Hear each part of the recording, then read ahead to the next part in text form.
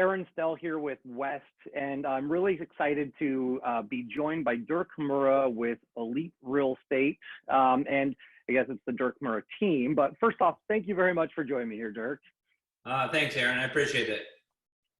You know, it's always interesting to me. I get the opportunity to chat with a lot of agents, and one thing that's always kind of impressed me about you is you're very understated in the sense that you're doing last I checked, somewhere in the neighborhood of 70 transactions a year for about $50 million. And yet you're not out there doing a ton of self-promotion. It's just you and one other person is the entire team. So how do you manage and balance that? Yeah. Well, I think the balance is interesting. I don't think I've ever had good work-life balance, but I think that's typical in real estate. I'm born and raised here. I've had 7 homes within 2 miles of where I currently live. I've been in real estate now for 17 years and just focused on a certain area.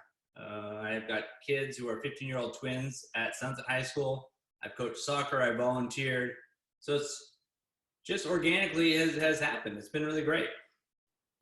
So you mentioned you've been in the same area now for a long time, and I know a good chunk of your business all comes out of 97229. So that zip code. So kind of a 2-part question. One, how did you, I'm assuming you're focusing on that because that's where you are, but how did you gain the traction that you have there? And then the second part of that is, what are you seeing specifically going on currently in 97229?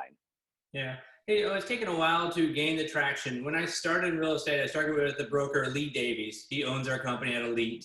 And he's really the one that we talked about. Let's focus on an area. He's a friend. He owns a company, but he's also a competitor. So we're competing for the same listings all the time. But it started out with that: is let's focus on a certain area instead of selling all of Portland. Let's work on a zip code or a school district and become the expert in that area. So it's happened with first getting listings, meeting a lot of people, signs, postcards, you name it, and then keeping in touch with everybody over the years. And so for me, like in 97229, I've been #1 in the zip code the last 9 years running. It's been a great zip code. It's very heavy Nike, heavy Intel, wonderful schools, Washington County. It's got a lot of pluses to it. It's a little slow right now, but it's good. So you brought up something that I find very interesting. Like I don't want to say you have a type, but in that zip code, you deal a lot with Nike and Intel employees, which are obviously very much affected right now. Like, what are you seeing? What are you hearing from your clients right now? Yeah, I think what we're seeing is not a lot of action. It's quiet in this zip code. I was on a mastermind call the other day with 16 people, and they're all talking about how busy they are. And I'm going, okay, what am I doing wrong here? And so what do? I talk to a lot of people, a lot of friends, past clients, and asking them how they're doing. How is Nike doing? How's Intel doing? But I think a lot of people are just staying put. They've been through these at those companies before, downturns, reorgs, you name it. And they really just hunker down right now and don't make any real decisions as far as homes go. They're focusing on their work, their family, and I think we'll be really busy soon. But what they're doing just focusing on work right now, putting their head down and working hard and getting through this. And it makes a ton of sense. So, if that's what they're doing, like, what are the things that you're currently working on, or like, what are the things you're doing to kind of stay in touch and stay top of mind? Are you building any systems out? Like, what do you do with yourself right now? Yeah, it's interesting. I'm working with a lot of Intel people and Nike people. They have these sabbaticals every 7 years that I'm absolutely jealous of. I'm going on 18 years now of 60 to 80 hours a week, and a couple weeks of vacation a year. And so I'll say initially, I enjoyed it. It was kind of nice. I slept in, I wore sweats all day. I've been consistently working out, which I've never really been able to do. So I was doing that, but now the honeymoon's over and I'm ready to get back to work. And so now it's getting to a routine. And routines are something I really haven't had to do. I've always had work there. And so now it's focusing on systems. Like you mentioned initially, I don't have a big team. There's just 2 of us. I work with a woman named Jessica. We worked together the last 6 years.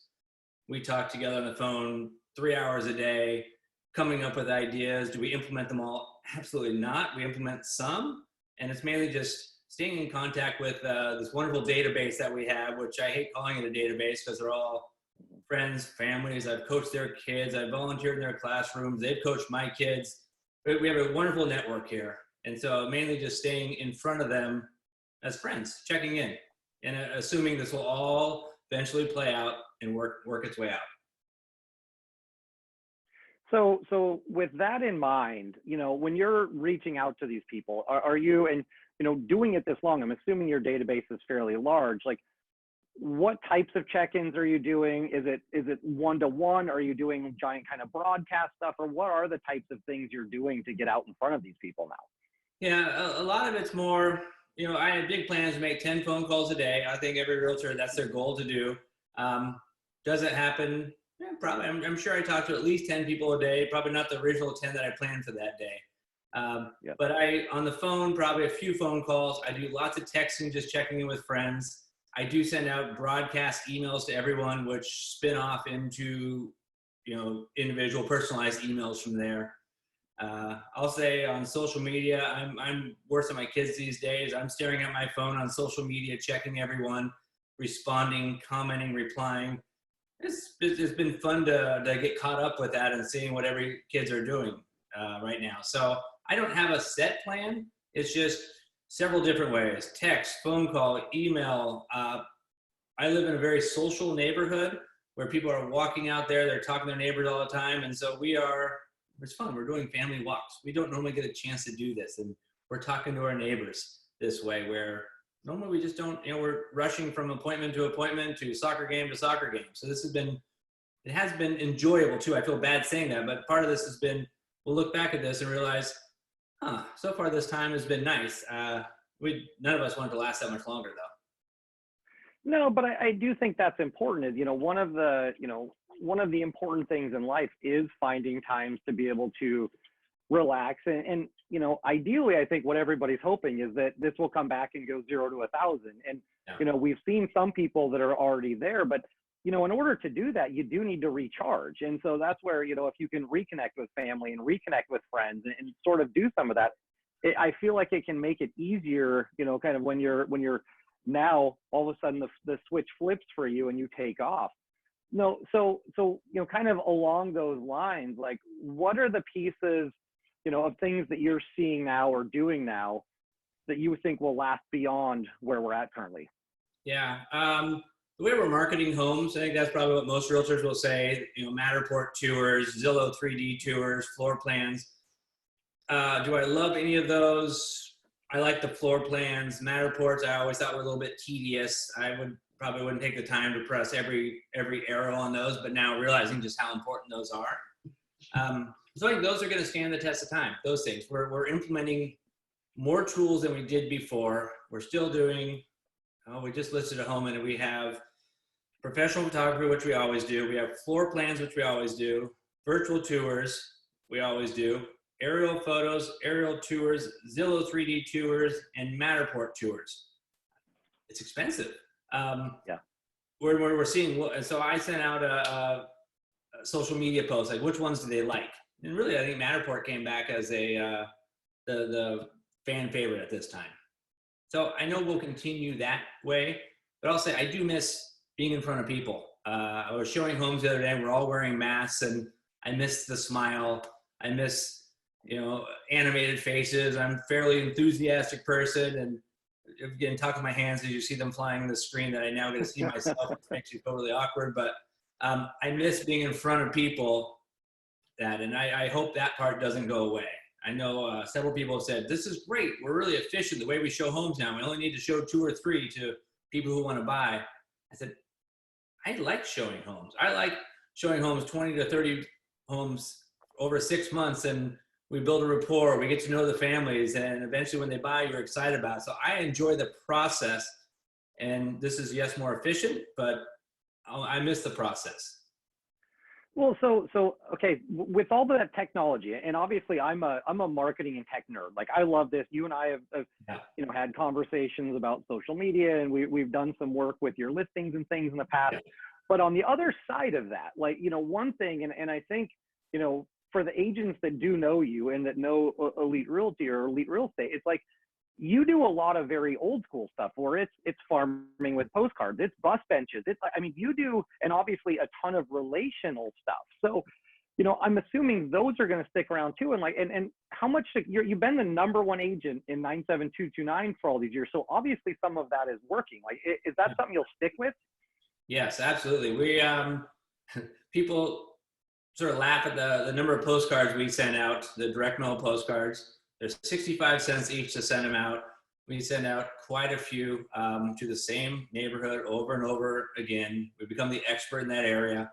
And yeah, we haven't slowed that down at all. We've seen a little turn in 97229 the last, I'd say 10 days or so. So we've sort of pushed up our postcard campaign. We have 8 listings coming up in the next 2 to 3 weeks here, which is good. We've been a little slow and again, re-energized. We're excited. I got dressed up for this appointment today. I'm wearing pants. I don't have shorts on. I'm actually ready to get back to work. It's exciting. But yeah, the old school thing. Yeah. I was gonna say, you're looking sharp today. Yeah, I mean, very professional. I like it. Thank you. I'm just going with the, like, kind of the I don't even know what you would call this shirt, but it's somewhat comfortable. We'll call it the less than business casual, but not just wearing a t-shirt or sweatshirt all day kind of a thing. So somewhere in that middle ground. That's great. Yeah, no, I'm very comfortable wearing shorts and a t-shirt, but sometimes it's nice to get a little dressed up and go to work. This is about as dressed up as I get. I saw Drew wearing a jacket. I'm not a jacket person, but I can appreciate that. So one last question and I'll get you out of here. As you mentioned, you have 8 listings coming up.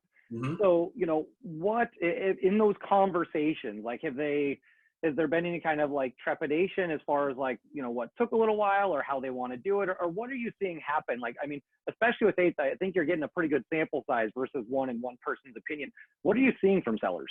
Yeah, that's where most of these have happened. They've been a process. We've been working on them for the last couple of months when all this started. The plan was to go spring break. Let's put a hold on that for spring break. So now it's just discussions, weekly discussions. Are we ready to go active? Are you comfortable with having people in your home? And then people are getting to that point where they feel more and more comfortable. There's been enough history that show that homes are selling. If it's the right home at the right price in the right condition, it'll still sell. People want to take advantage of interest rates. And so I think it's just been, people need a little time to absorb what we're all going through here. And yeah, they're ready to go now. And we've got, I think this week we have 3 or 4 new ones coming up. I just think enough people are hearing some positive stuff about real estate, which is exciting. I recall when this initially happened, I saw a realtor interviewed on KGW8, and they were saying, why would you sell your house? No one's going to sell a house. I'm going, why are you saying this? The market's still good. People still need to buy and sell homes. So I'm encouraged. I'm excited. It's been a forced sabbatical, which I think has been a recharge for me. I don't know how much I will change in the future, what we'll do differently. I think we'll be a little more efficiently. I'm very old school. I've had paper files forever. I have no paper files. And so Jessica and I were just joking and said, okay, maybe it's time. We're the last one in our office that still use paper files. So maybe that's my one takeaway. It's been working for you. So, I mean, maybe paper files is the way to go, but, yeah, but exactly. Also, you just saved a couple of trees also. I know. Well, Dirk, I really do appreciate your time. I know you're busy. I know you've got a lot of stuff going on, even if it's, family time and kind of recharging your battery right now. So thank you so much for taking a little time to be with me today. I appreciate it, Aaron. Thank you for all you do.